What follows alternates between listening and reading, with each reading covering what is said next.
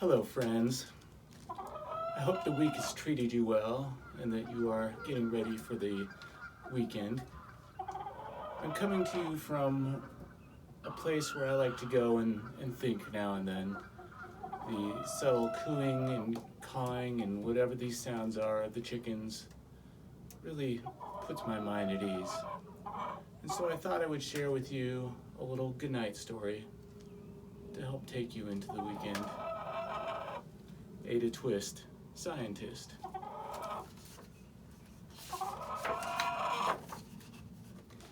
Ada Marie, said not a word till the day she turned 3. She bounced in her crib and looked all around, observing the world, but not making a sound. She learned how to climb and made her big break, with a trail of chaos left in her wake. She ran through the day, chasing each sound in sight, and didn't slow down till she conked out at night.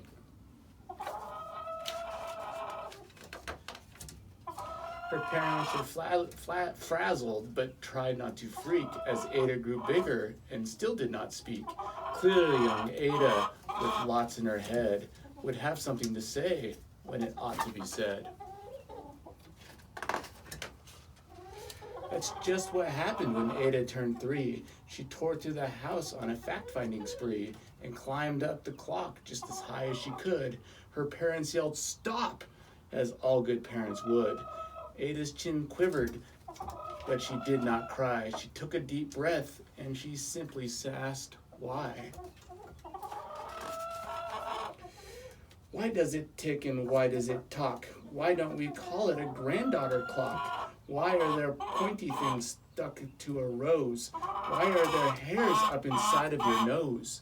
She started with why and then what, how, and when. By bedtime she came back to why once again. She drifted to sleep as her dazed parents smiled at the curious thoughts of their curious child, who wanted to know what the world was all about. They kissed her and whispered, "You'll figure it out." Her parents kept up with their high-flying kid, whose questions and chaos both grew as she did. Even Miss Greer found her hands were quite full when young Ada's chaos wreaked havoc at school. But this was much clearer about Miss Ada Twist. She had all the traits of a great scientist. Ada was busy that first day of spring, testing the sounds that make mockingbirds sing, when a horrible stench whacked her right in the nose, a pungent aroma that curled up her toes. "Zowie," said Ada, which got her thinking, what is the source of that terrible stinking? How does the nose know there's something to smell? And does it still stink if there's no nose to tell? She rattled off questions and tapped on her chin. She started at the start, where she ought to begin. A mystery, a riddle, a puzzle, a quest. This was the moment that Ada loved best. Ada did research to learn all she could of smelling and smells, both the stinky and good. One hypothesis Ada thought could be true. The terrible stink came from Dad's cabbage stew. She tested and tested, but soon Ada knew it was time to come up with hypothesis 2. Then Zowie, the stink struck again. Just like that, hypothesis 2 is caused by the cat. The cat couldn't make such a stink on its own. It needed perfume and some fancy cologne. So young Ada tested. The test was a flop. She started again, but her parents yelled, "Stop!" Ada Marie, to the thinking chair now. By the time we count 3, enough, said her mother. That's it, said her dad. Her parents were frustrated, frazzled, and mad. Why, Ada questioned. Her mother said no. What, Ada queried. Her father said, go. You've ruined our supper. You've made the cat stink. Enough with your questions now. Sit there and think. She looked at her parents. Her heart turned to goo. Poor Ada Twist didn't know what to do. She sat all alone by herself in the hall. And Ada once more could say nothing at all. And so Ada sat and she sat and she sat and she thought about science and Stu and the cat and how her experiments made such a big mess. Does it have to be so? Is that part of success?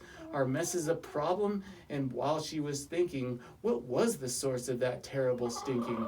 Ada Marie did what scientists do. She asked a small question, and then she asked two, and each of those led to 3 questions more, and some of those questions resulted in 4. As Ada got thinking, she really dug in. She scribbled the questions and tapped on her chin.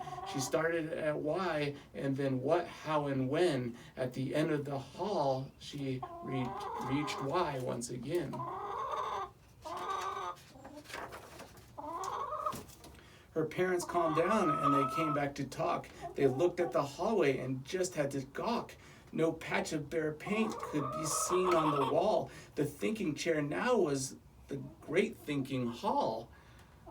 They watched their young daughter and sighed as they did.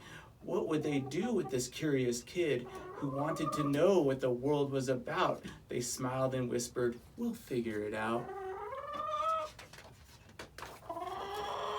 And that's what they did, because that's what you do when your kid has a passion and a heart that is true. They remade their world.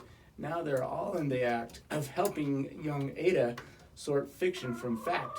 She asked lots of questions. How could she resist? It's all in the heart of a young scientist. And so for that smell, what could Ada Twist do but learn all she could with her friends in grade 2? Will they discover the stink that curls toes? Well, that is the question, and someday, who knows? Good night, friends.